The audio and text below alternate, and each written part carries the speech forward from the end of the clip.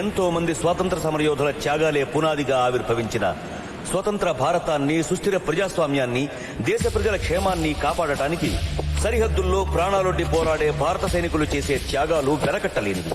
ఇటీవల జరిగిన యుద్ధంలో వీరోచితంగా పోరాడి దేశానికి విజయాన్ని అందించిన వీర సైనికులకు రిపబ్లిక్ డే ఉత్సవాల సందర్భంగా గ్యాలంటరీ అవార్డు ప్రదానం జరుగుతుంది. పతకం అందుకున్న 6 సైనికుల్లో ఒక తెలుగువాడు కూడా ఉండటం తెలుగు జాతికే గర్వకారణం.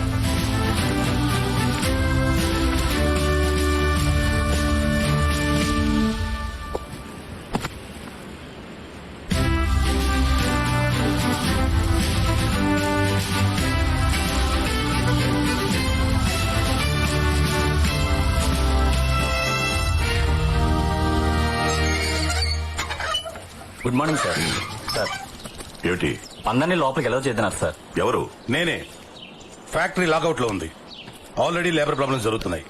శాంతి భద్రతల దృష్ట్యా లేబర్ ఎవరు లోపలికి రాకూడదు. ఫ్యాక్టరీ చీఫ్ సెక్యూరిటీ ఆఫీసర్ గా మీరు మాత్రం లోపలికి వెళ్ళొచ్చు. అరే, వాట్ ఈస్ దిస్? మీరనే లేబర్ గొడవల గురించి మాట్లాడడానికి ఎమ్మెల్యే గారు కబురు చేశారు. మరి వీళ్ళు లేకుండా ఎలా? సార్, ఆయన రమ్మంది మిమ్మల్ని ఒక్కరు మాత్రమే. మీరు మాత్రం వెళ్ళండి.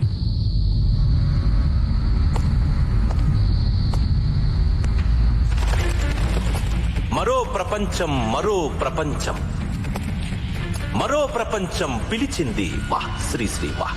పదండి ముందుకు, పదండి తోసుకు, పోదాం పోదాం పై పైకి. కిందే ఉండిపోయారు, పైకి రండి. ఈ ఫ్యాక్టరీ ప్రజల్ది. సొంతింట్లోకి రమ్మన్నట్టు ఆహ్వానిస్తున్నావే. నేను ప్రజాప్రతినిధిని మాధవరావు గారు. ఈ నియోజకవర్గ ఎమ్మెల్యేని. ప్రజల ఆస్తంటే నాదేగా. పైకి రండి, మాట్లాడుకుందాం.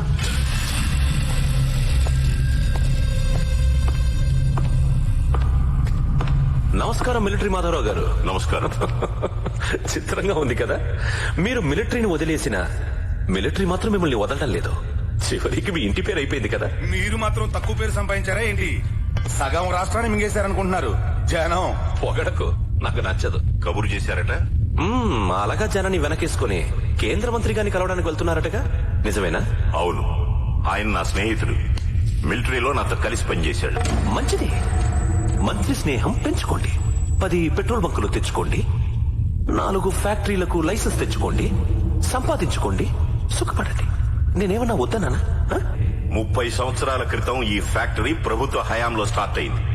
2000 మంది కార్మికులకి, వాళ్ళ కుటుంబాలకి ప్రత్యక్షంగాను, 1,00,000 మంది రైతులకి, లక్షలాది మంది రైతు కూలీలకి పరోక్షంగాను అన్నం పెట్టింది ఫ్యాక్టరీ. అటువంటి ఈ ఫ్యాక్టరీని నువ్వు నీ కుతంత్రాలతో నష్టాల్లోకి నెట్టావు. రాష్ట్ర మంత్రి అయిన నీ మామ పలుకుబడిని అడ్డం పెట్టుకుని ఏకంగా ఫ్యాక్టరీని మింగేద్దామని చూస్తున్నావు. అయితే మీకేంటి? మీరు కార్మికుడు కాదు, కార్మిక నాయకుడు కాదు, రైతు కాదు, రాజకీయ నాయకుడు కాదు. మీకెందుకండి ఈ పోరాటాలు, ఆరాటాలు? గడ్డి పరకైనా మొలవని మంచు కొండల కోసం ప్రాణాలొడ్డి పోరాడే. ఎందుకు? ఈ నేల తల్లి గుండెల మీద పరాయి మూకలు కాలు పెట్టకూడదని. అలా కాపాడుకున్న నా దేశాన్ని నీలాంటి వాళ్లు దోచుకు తింటుంటే చూస్తూ ఊరుకోను. నీ బండారం మొత్తం సాక్ష్యాధారాలతో నా దగ్గరుంది. రేపీ పాటికి అవి కేంద్ర మంత్రి చేతుల్లో ఉంటాయి. ఇందాకేమన్నావు? పోరాటం నాకెందుక? నేను మిలిటరీ నుంచి రిటైర్ అయ్యాను. పోరాటం నుంచి కాదు. పోరాటం నా రక్తంలో ఉంది. ఒక్కసారి సైనికుడైన వాడు చచ్చే వరకు సైనికుడే. నా కంఠంలో ప్రాణం ఉండగా ఈ ఫ్యాక్టరీ నీకు దక్కనివ్వను. తదాస్తు.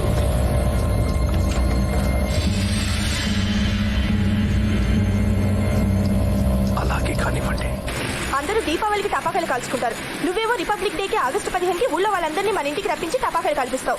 మిలిటరీ వాడి కొడుకు మిలిటరీలోనే ఉండాలని అన్నయ్యని మిలిటరీకి పంపేశావు. వాడేమో అక్కడ యుద్ధంలో బాంబులు పేల్చుకుంటున్నాడు. దాని గురించి నువ్వు ఇక్కడ గొప్పలు చెప్పుకుంటావు. నాకున్న ఒక అన్నయ్య ఇంట్లో లేకుండా నేను ఒక్కదాన్ని గబ్బిలలాగా ఇక్కడ పడుతున్నాను.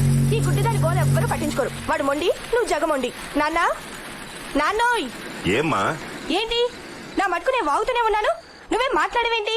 ఏం చేస్తున్నావు? అన్నయ్యకు ఉత్తరం రాస్తున్నానమ్మా. అది సంగతి. నేను అడిగానని రాయ్. అలాగే ఆవకాయ ఉందో అయిపోయిందో కనుక్కో. అర్థమైందా? అలాగే.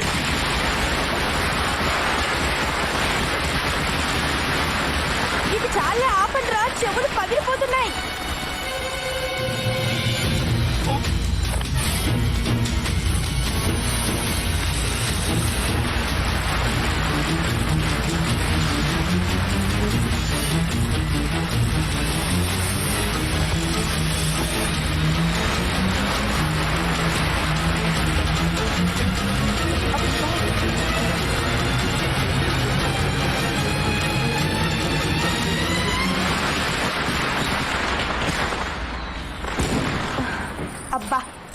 వెదవ టపాకాయలు.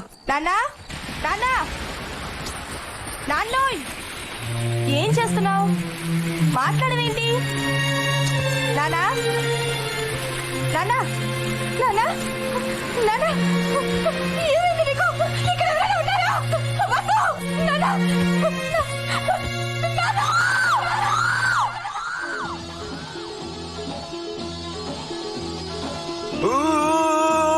महबूबा महबूबा महबूबा महबूबा गुलशन में फूल खिलते हैं जब से राह में मिलते हैं मैं और तू. నువ్వు నాకు అర్థం కావరా? యా పొద్దున్నే ప్రెసిడెంట్ దగ్గర నుంచి మెడల్ తీసుకున్నావు, పొద్దుపోయాక మందు కొట్టి మెహబూబ్ అంటున్నావు. దాన్దార్ దాన్ దే దీన్దార్ దీన్ దే. ప్రెసిడెంట్ మెడల్ తీసుకుంది మనం కాదు. Attention, son of military Madhavarao, retired సుబేదార్ మేషాయ్. కానీ ఇక్కడ మందు కొట్టి మెహబూబా మెహబూబా మెహబూబా మెహబూబా అని పాడుతుంది మాత్రం చంటి ద హీరో. ఎప్పటికైనా సినిమా హీరోని అవుతా. ఒక్కొక్క సినిమాలో కనీసం 2 లేదా 3 హీరోయిన్స్ తో డాన్సులు చేస్తా. అసలు మా ఊళ్ళో నన్ను ఎవరు పేరెంట్ పిలవరు తెలుసా? చా, ఏం పెట్టి పిలుస్తారు? హీరో అని పిలుస్తారు. మరి సినిమాలకు వెళ్లకుండా మిలిటరీలోకి ఎందుకు వచ్చారా? సినిమా హీరో తర్వాత అవుదే గానీ ముందు రియల్ హీరో అవ్వమని మా నాన్న ఆర్డర్ చేశాడు. మా నాన్న ఆర్డర్ అయితే కూర్చొనే ఉంది, వచ్చి మిలిటరీలో జాయిన్ అయిపోయాను. మంచి పని చేశారా? నీ ప్రాణాలు పణంగా పెట్టి మా అందరి ప్రాణాలు కాపాడావు. President medal కొట్టేశావు. మీ నాన్నగారు చెప్పినట్టు రియల్ హీరో అయిపోయావు. అవును రే, ఇప్పుడు ఈ మెడల్ మా నాన్నకి చూపెడితే హ్యాపీగా ఫీల్ అవుతాడంటావా? భలే వాడిరా, 30 ఏళ్లు మిలిటరీలో పనిచేసి రిటైర్ అయిన మీ నాన్నకే ఎప్పుడు ఇటువంటి మెడల్ రాలేదు. నీకు విషయం తెలుసా? ఇండియన్ ఆర్మీ పుట్టాక ఈ మెడల్ తీసుకున్న వాళ్ళు నువ్వు 34 వాడివి. అయితే ఓకే, మా నాన్నకి 30 ఏళ్ళు రాత్రి 3 ఏళ్ళు వచ్చిందా? మనమే గ్రేట్. ఇది అర్జెంట్ గా తీసుకెళ్లి మా నాన్న చూపించాలి. టెలిగ్రామ్ అయ్యి